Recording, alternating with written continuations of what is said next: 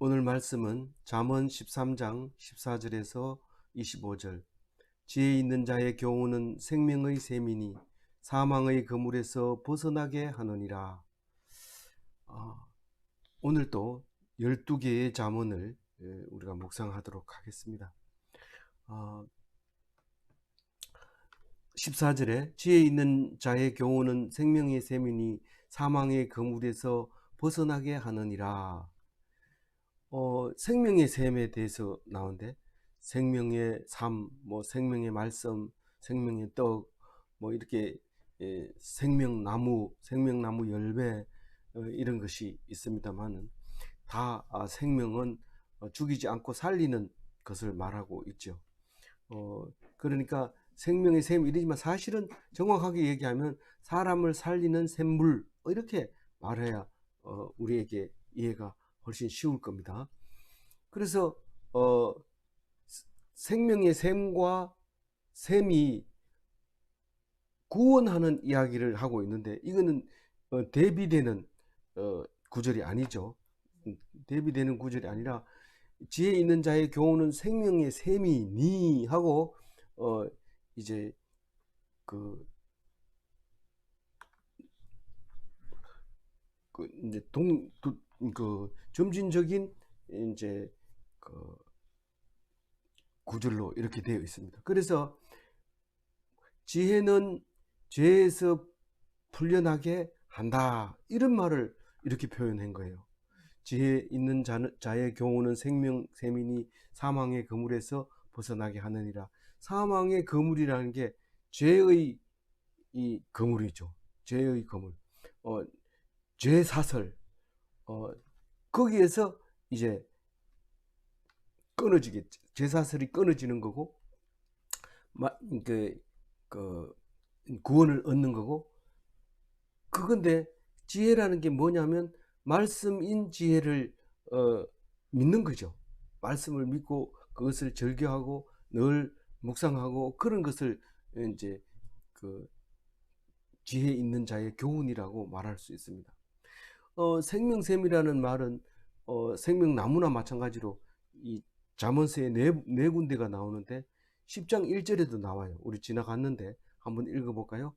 의인의 입은 생명샘이라도 악인의 입은 독을 먹으면 느니라.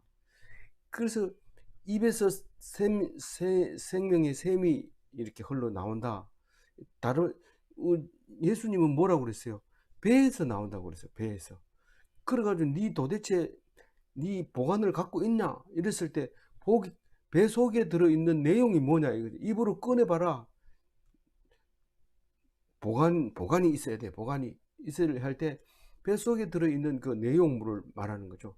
그 내용물이 생명의 샘이 인 사람은 의인의 입인 거죠. 그래서 악인의 입엔 독이 나오는 거예요. 만나면 힘들고, 만나면 시끄럽고, 만나면 어렵고, 이럴 때는 그런 사람이 있죠. 근데 그게 뭐 어느 정도는 독이 우리한테 필요합니다. 그래서 내성이 들려야 되고 이러기 때문에 어느 정도 훈련 받아야 됩니다. 안 그러면은 맨날 좋은 소리 듣다가 야 이러고 한 큰 소리 한 번만 쳐도 막 기가 죽어가지고 막 우는 사람이 있습니다. 제가 세상 물정장을 모를 때 CCC에 들어가가지고 그 좀 말하자면 와일드한 편이었어요. 지금은 그게 무슨 말인지 저를 보고 이해하지 못할 사람이 있을지 모르지만, 그때는 뭐 대학 다닐 때는 뭐 천방지축이었으니까. 그래서 CCC에 들어가서 여학생 기타 치는 예쁜 여학생 보고 막 소리를 질렀는데, 뭐 소리를 그냥 보통 논다고 소리 질렀는데 막 울더라고.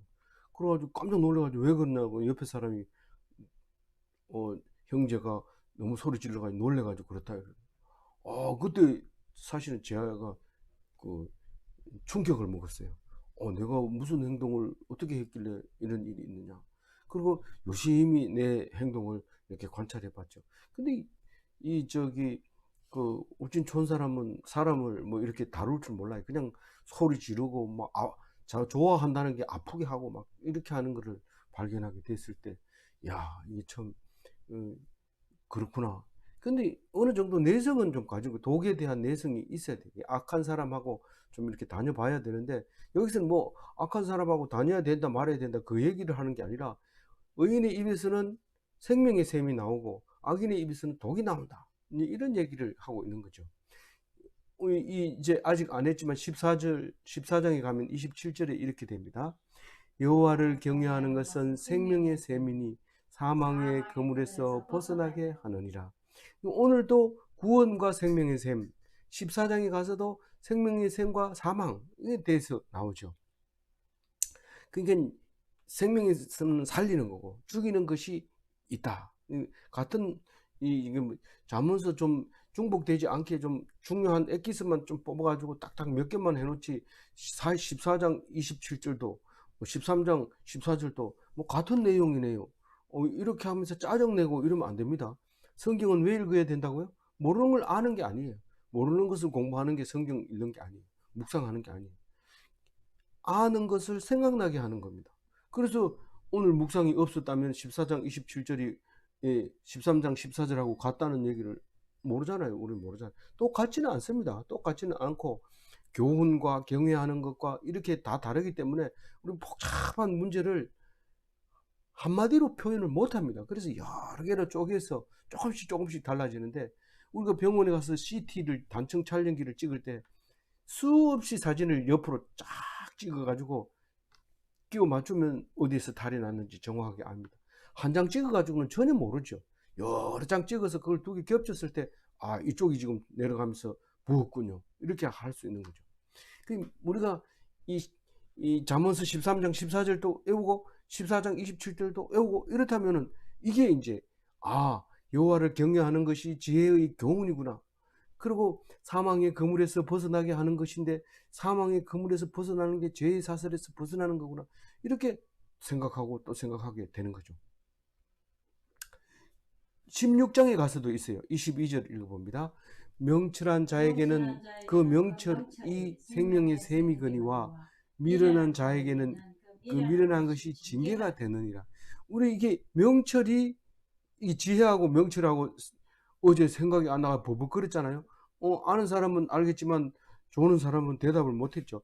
이 지혜와 명철이 같은 말인데 명철은 더 분별력 있는 통찰력 있는 이런 단어라고 볼 수 있죠. 통찰력이 있으면 아 여기는 가면 안 되는 거구나. 그거를 판단할 수 있죠. 그게 생명의 셈이죠. 근데 미련한 자는 무슨 뭐 그런 말이 없다고 생각해요. 뭐 재수 없어서 가는 거지 뭐 이렇게 하는데 미련한 자는 재수 따지는 거고 그러니까 결국은 당하는 거죠. 그 안 되는 거예요. 근데 예레미야서에 보면은요 2장 13절하고 7장 13절에 보면 하나님을 생수의 근원이라고 해요. 그래서 생수의 근원을 잊어버리기 때문에 너희들이 멸망한다. 그런 얘기를 하게 됩니다. 그래서 우리는 묵상을 하다 보면 무슨 말인지 모르는 게 아니라 생각이 나야 돼. 아, 이게 생명의 샘이 하나님을 말하는 거구나. 말씀을 말하는 거구나. 묵상을 말하는 거구나. 이걸 빨리 알아야 되는데 그걸 모르고 하면 안 되죠. 요한복음에서는 예수님이 뭐를 배에서 생수의 강이 흘러나온다. 요한복음 7장 38절입니다. 읽어봅니다. 나를 믿는 자는 성경의 이름같이 그 배에서 생수의 강이 흘러나오리라 하시니. 그러니까 이 네가 내가 네를 물 달라고 하는 내가 누군지를 알면 나에게 물을 달라 했을 것이다. 이렇게 말할 때 그게 성경에서 생수의 근원 이름같이 이 말은 일렀다는 거죠. 뭐라고 일렀? 잠언서에도 일렀고 예레미야서에도 일렀다는 것과 같이 배에서 생수의 강이 흘러나온다. 어떻게 배에서 나옵니까? 성경 말씀을 계속 묵상해 놓으면 건들기만 하면 성경 말씀 나와. 무슨 말인지 모르겠다 이런 집사님이 갑자기 1년 지나니까 이 역대기를 공부할 때 뭐 열왕기가 막 나오고 뭐 이사야서가 막 나오고 뭐 이렇게 할 때 이게 생각나는 거고 막 생수가 막 쏟아지는 거죠. 그렇게 하라고 하는 거지. 한 가지 가지고 계속 물고 늘어지고 내일은 또 잊어버리고 이렇게 하면 안 됩니다. 그렇게 하면 안 됩니다가 아니라 그렇게 하는 것보다는 매일 하는 게 낫습니다. 그러니까 우리는 늘 말씀 붙들고 앉아가지고, 바쁜 사람은 어쩔 수 없어요. 그러나 틈날 때마다 해야죠. 그러면 하나님이 틈을 또 내줍니다. 아무리 바빠도 틈 내줍니다. 심지어는 어떤 사람이 이 돈 아끼려고 점심 안 먹고 뭐 안 먹었다는 사인 받아들이는 사람이 아까 라디오에 그게 나오던데, 그런 거 하는 것보다는 주는 거 먹고 배불리 먹고 또 성경 묵상하고 이러면 또 돈도 주고 이렇게 하는데, 그거 아끼려고 시간 낭비하고 이러지 말고, 그게 돈이 안 됩니다. 그게. 어쨌든 그 생명의 샘, 오늘 생명의 샘만 기억하면 오늘 묵상 이제 성공한 겁니다. 그러나 뒤에 있는 것도 읽어야 되죠. 15절 읽어봅니다. 선한 지혜는 은혜를 베푸나 사악한 길은 험하니라. 이 은혜를 베푸는 길, 은혜를 베푸는 길이 있고, 이 자기가 가는 길이 험한 길을 가는 게 있습니다. 그래서 지혜를 가진 사람은 지혜의 길로 가고, 지혜가 없는 사람은 험한 길을 가게 됩니다. 그러니까 은혜를 베푸는 길과 험한 길을, 자기가 험한 길을 걸어가는 길, 좀 이게 대비해도 동등한 건 아니지만, 어쨌든 은혜를 베풀고 내가 은혜의 삶을 살고 은혜의 그 길을 가는 것과, 내가 가기도 힘들고 남을 도와주기도 힘들고 그런 길을 가서는 안 되는데, 그게 지혜로 그 길이 선택이 되진다, 그런 말을 하고 있는 거죠. 지혜의 길이 뭡니까? 만사형통의 길이죠.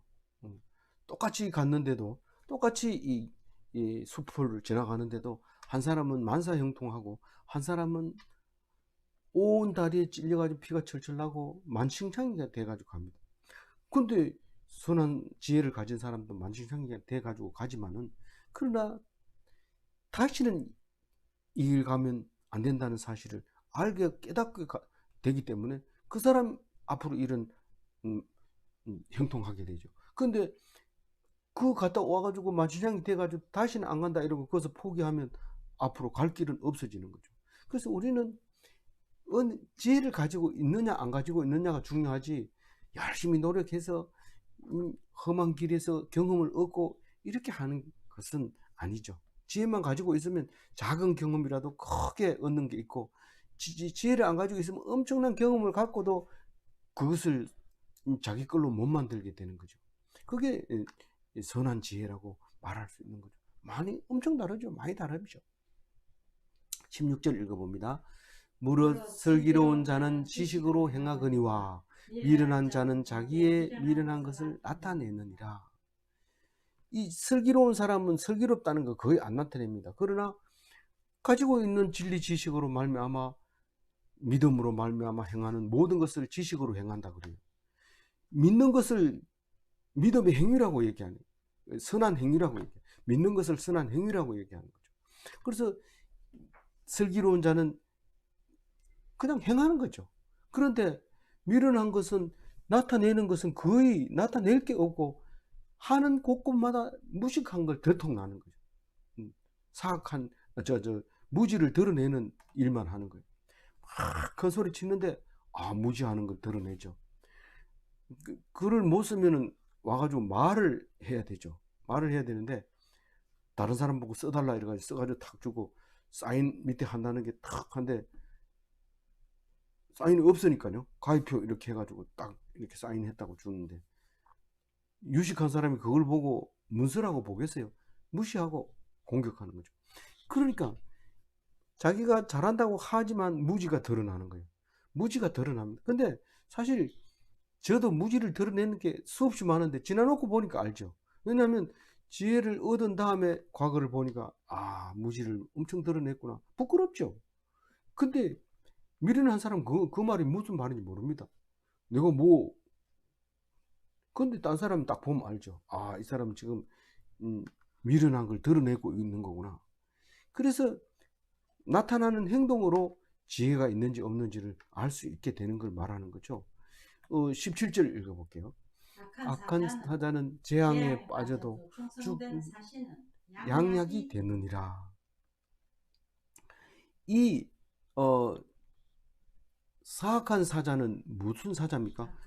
이 악한 사자는 그 사신을 말하는 거죠. 가가지고 사신을 보냈습니다. 우리가 싸움하지 말고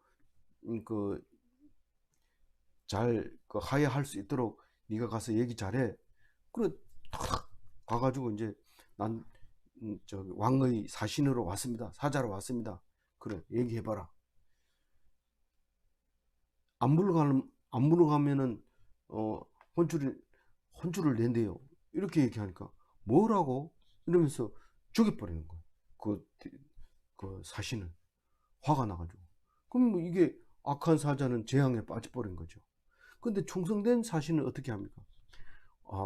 우리가 사실 이렇게 됐는데 상당히 죄송하게 됐다.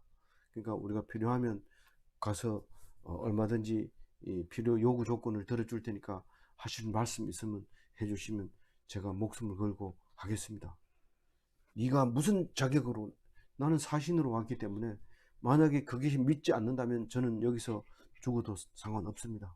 그러나 내가 사신으로 왔기 때문에 죽으면 아마 전쟁이 일어나게 될 겁니다. 뭐 이렇게 탁 얘기를 하면 그 사람이 좋다.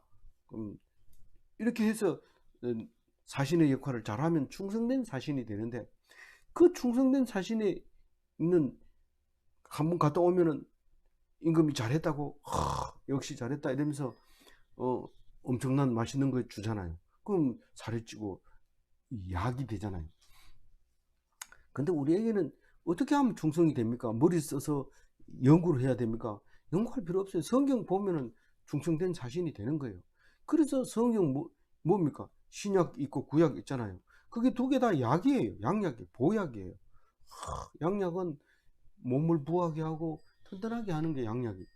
그게 양약, 한약 이런 게 아니고 이건 몸을 튼튼하게 하는 약을 양약이라고. 병을 고치고 몸을 튼튼하게 하는 거. 그래서 죽기를 각오하면 충성된 특사가 되지만은 안 죽으려고 하고 할 말만 딱 하되 잘못하면 재앙에 빠지게 되는 거죠. 악하게 돼서. 18절에 이렇게 봅니다. 훈계를 저버리는 자에게는 궁핍과 수욕이 이르거니와 경계를 받는 자는 존영을 받느니라. 이 항상 궁핍하고 쪽팔리고 기죽어 가지고 얻어먹고 이런 사람이 있는가 하면 항상 이슬만 먹는 것 같아. 참 존경을 받죠. 그 사람 먹는 것 몰라요. 어떤 목사는, 시골 목사는 젊은 목사인데 살이 뚱뚱하게 져가지고 먹는 걸 어떻게 탐을 내는지 교인들하고 가가지고 교인들 뭐 먹어보라 소리도 안 하고 막 얼마나 텔레비전에서 교인들이 무슨 젊은 사람이 저렇게 먹는 걸 좋아하는지 모르겠다. 그 사람은 지금 배고파가 아침에 안 먹었거든. 그날 모이기로 해서 밥 먹어야 되니까. 그렇더라도 이 경계를 받는 사람, 너희들은 여러 사람 모였을 때 함부로 음식에 숟가락 가지 말고 상대방이 뭘 먹는지 조심하고 다 먹거든. 이렇게 천천히 이렇게 봐가면서 먹어라. 이렇게 하면 뭐 먹는 게 탐을 안 내니까 목사님은 도대체 이슬 먹고 사는지 그렇게 안 먹는다 이런데 안 볼 때 먹죠. 먹는데 그렇게 하면 존경을 받는 거예요. 그런데 막 허겁지겁 먹으면 뭐예요? 궁핍한 거죠. 아침 굶었으니까 허겁지겁 먹을 수밖에 없죠. 그리고 뭐라고 합니까? 욕 먹습니다. 그게 수욕이죠. 수욕. 욕을 받는다 이 말은 수욕이래. 훈계를 저버려서 그래. 성경 말씀만 남 설교해놨는 거 이렇게 뺏겨가지고 하고 밥 먹는데 허겁지겁 먹으면 그런 소리를 듣게 되는 거죠. 19절 읽어봅니다.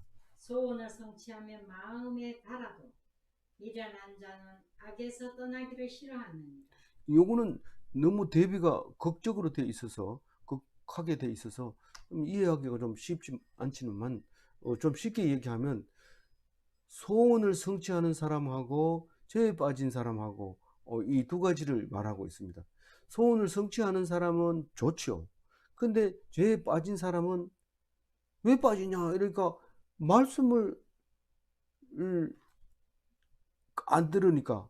그러니까 악에서 떠나기 싫어하니까 말씀을 들으면 악에서 안 떠납니까? 말씀을 붙잡으면 악에서 안 떠난다고 수없이 얘기했잖아요. 왜냐하면 하나님을 떠나는 것은 악이기 때문에, 하나님을 안 떠나는 건 말씀을 묵상하는 거기 때문에 그런 거죠. 그래서 소원을 성취한다는 건 뭐예요? 성경 말씀을 읽으면 아, 이게 내가 소원이었구나, 이런 걸 알게 됩니다. 아까 방금 말했지만은 이 성경을 안 읽으면 먹는 게가 소원인 줄 알고 먹고 나니까 또 배고프고 먹고 나니까 또 배고프고 계속. 그런데 이 말씀을 읽고 나면 아, 먹는 거는 우리가 그냥 하나님께 영광 돌리기 위해서 살아 있으려고 밥을 먹는구나, 이렇게 생각하면 그게 궁핍도 안 생기고 욕도 안 먹는단 말이에요. 그렇게 하면 되는 거예요. 그래서 소원을 성취하는 것과 죄에 빠지는 것, 이렇게 했는데 요거는 적용하기는 그렇게 쉬운 일이 아닌 것 같아요. 20절 한번 읽어볼까요? 지혜로운 자와 동행하면 지혜를 얻고 미련한 자와 사귀면 해를 받느니라. 예.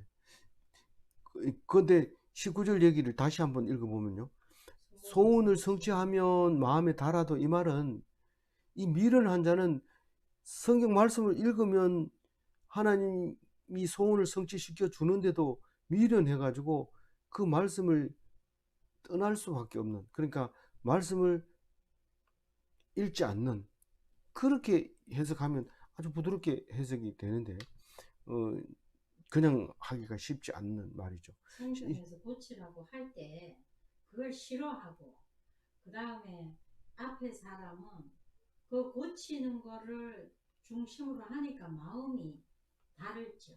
네.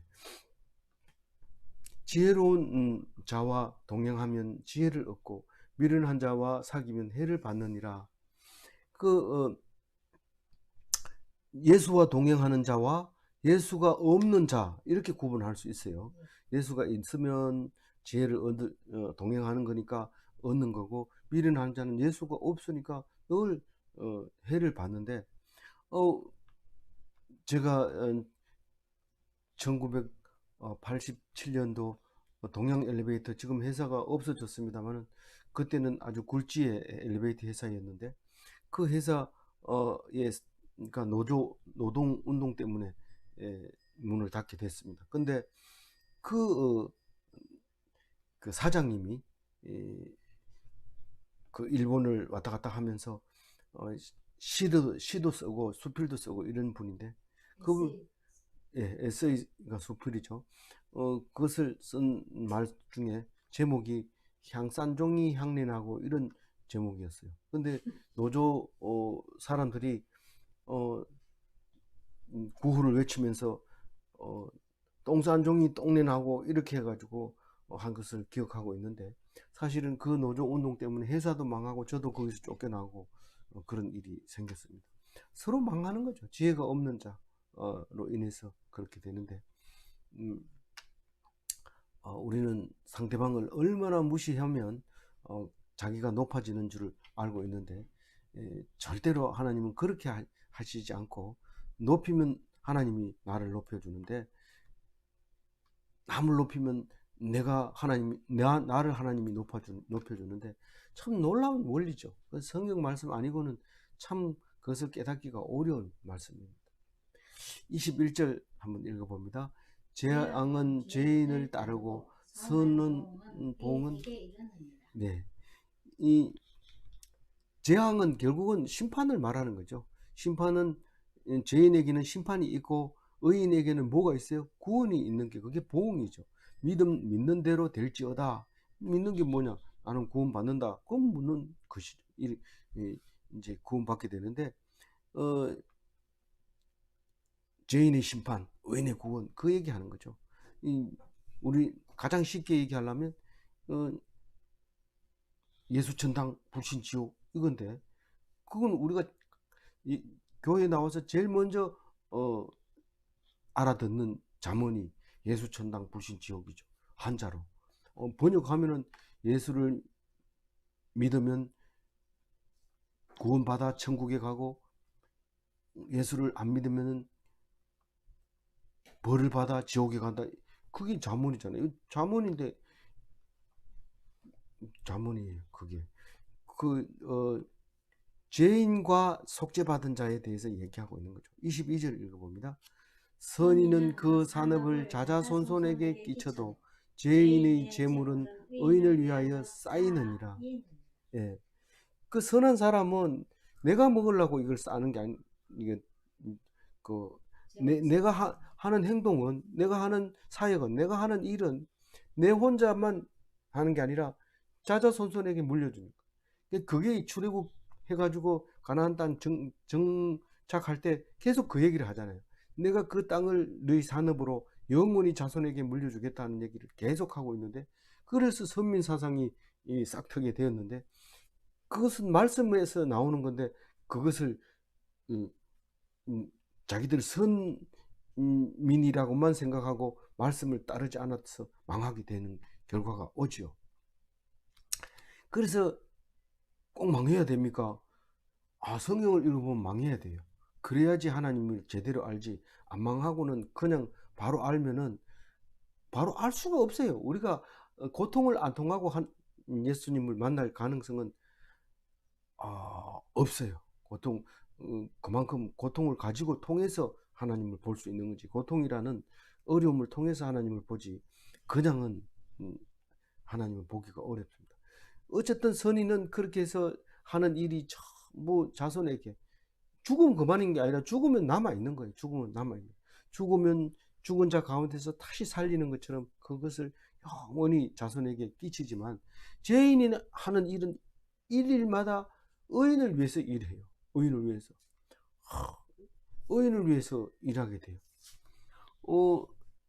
참 열심히 해놨는데 옳은 사람이 가져가요. 그거를. 뭐예요? 의인은 아무것도 안 하고 입만 가지고 먹고 살거든요. 누가 벌어놓은 거예요? 악인이 벌어놓은 거예요. 그래서 악인을 다 죽이면 돼요, 안 돼요? 악인 다 죽이면 안 됩니다. 의인은 악인이 벌어놓은 것으로 먹고 산다. 그걸 꼭 기억해야 돼요. 그래서 악인을 만나거든, 감사합니다.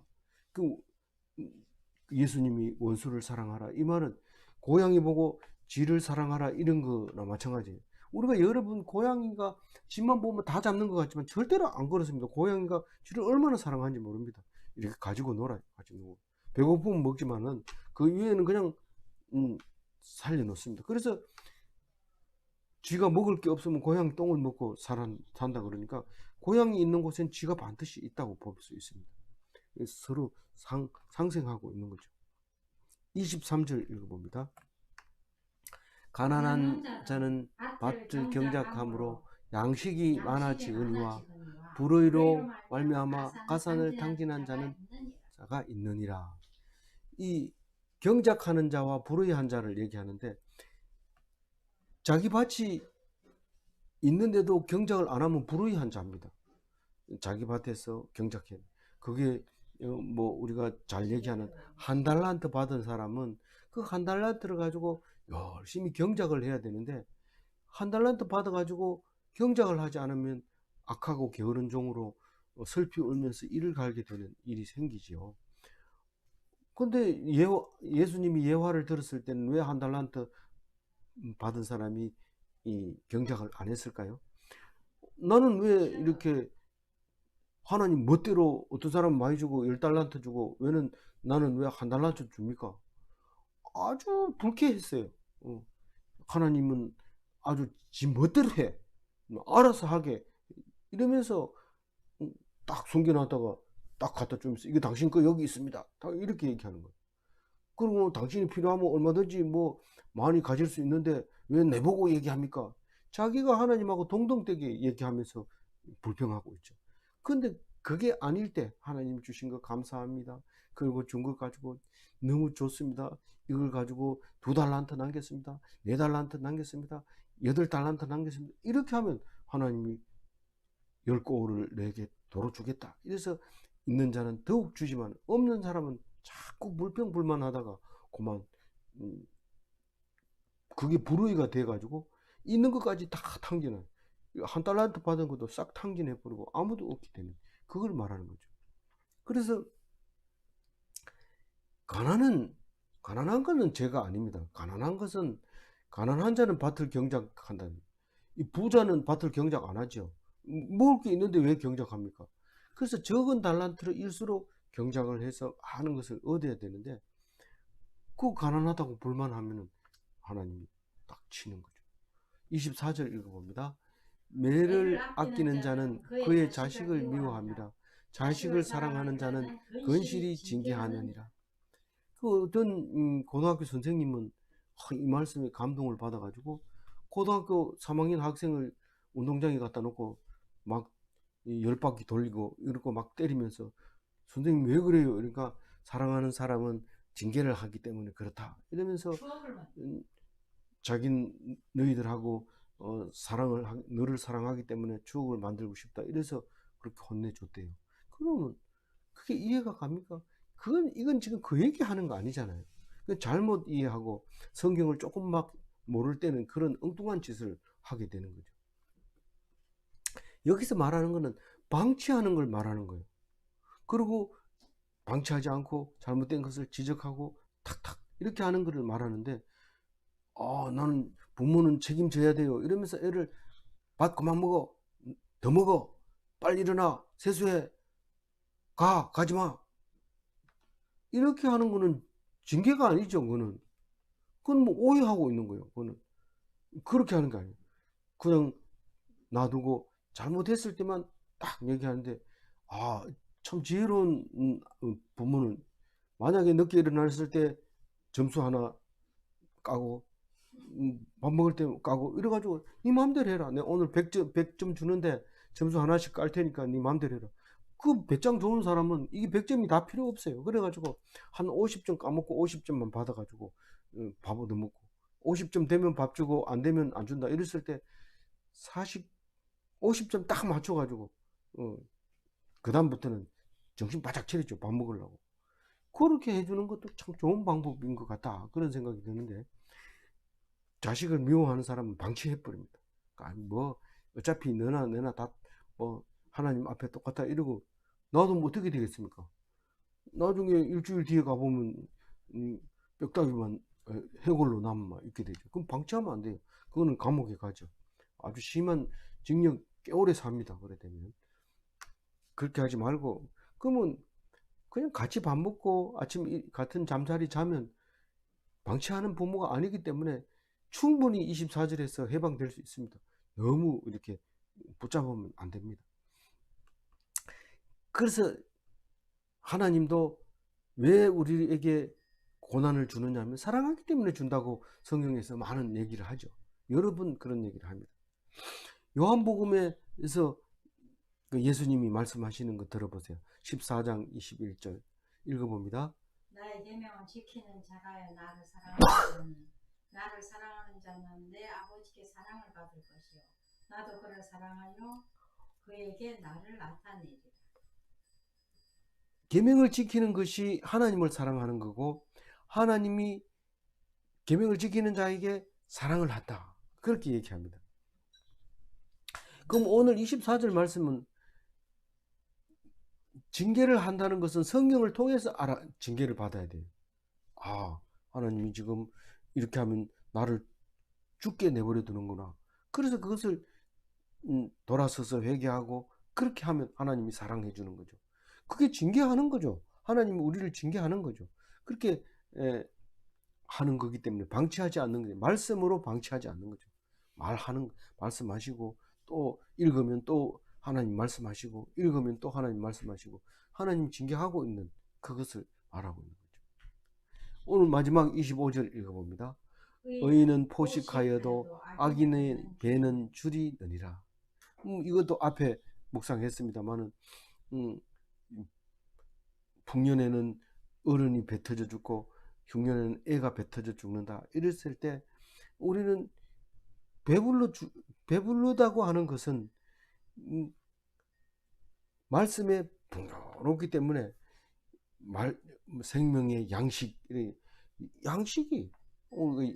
먹는 양식, 떡으로 생명, 말씀의 떡으로 그렇게 살고 있는 게 포식이라고 말하죠. 근데 그 말씀이 없는 사람은 먹어도 또 먹고, 이 집 가서 맛집 찾고 또 저 집 가서 맛집 찾고 아무리 찾아도 배가 고픈 거죠. 그래서 의인의 포식과 악인의 줄임은 하나님의 정의입니다. 째닥합니다. 그렇게 만들어놨기 때문에 우리는 말씀을 놓쳐버립니다. 우리는 선택인 줄 알지만 선택이 절대로 아닙니다. 오늘 14절 가지고 말씀을 정리하면 자연인은 말씀이 없이 죽어갑니다. 말씀이 없으니까 그냥 죽으면 죽은 거예요. 영원히 죽은 거지만 하나님을 믿는 자는 말씀으로 죽음의 덫에서 벗어납니다. 죄의 그물에서 벗어납니다. 그게 14절 말씀인데 우리는 병들어서 죽지 교회 안 가서 죽나 이런데 하나님 말씀 안 믿으면 병 안 걸려도 죽고 하나님 말씀 믿으면 병 걸려도 삽니다. 에이, 말도 안 돼. 이러면 말도 안 되면 하나님 안 믿는 거죠. 그건 할 수 없는 거고 믿음으로 그렇게 되는 겁니다. 안 믿는다고 누가 혼내거나 또 우리가 간섭하거나 이러지 않습니다. 그냥 놔둬도 돼요. 그래서 오직 마음으로 믿었을 때 그렇게 죽지 않고 영원한 삶을 삽니다. 그런 영원한 삶을 사는 모든 그런 기독인이 다 되시기 바랍니다. 기도하겠습니다. 하나님 감사합니다. 오늘 또 잠언을 주셨습니다. 사는 길을 말씀하셨습니다. 생명의 길을 가르쳐 주셨습니다. 은혜의 길을 가르쳐 주시고 양약이 되는 것을 가르쳐 주며 존경받는 것을 가르쳐 주시며 소원을 이루는 것, 그리고 재앙에서 견디는 것, 그리고 부지런히 일하면서 자녀를 훈계하는 이야기까지 들려주실 때 오늘 어리석은 자 되지 말고 말씀을 가지고 깨달음을 얻는 귀한 하나님 백성 되게 하여 주옵소서. 예수님 이름으로 기도드립니다. 아멘.